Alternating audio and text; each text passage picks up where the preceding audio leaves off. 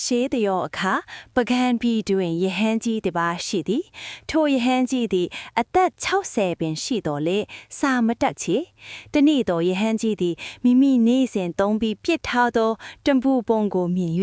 ဤသို့တွေးမိ၏ငါတနေ့တစ်ချောင်းမြဖြစ်တဲ့သောတံပူတို့သည်ဤမြများပြားလာပြီ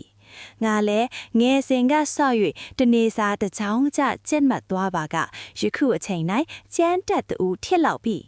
ယနေ့မှဆော့၍ငါသည်စာအန်တော့အန်ဟုဆုံးဖြစ်၏ထို့နောက်ယဟန်ကြီးသည်နန်းတော်သို့သွား၍ကန့်ကူတန်ကိုအလှခံ၏ဘယင်က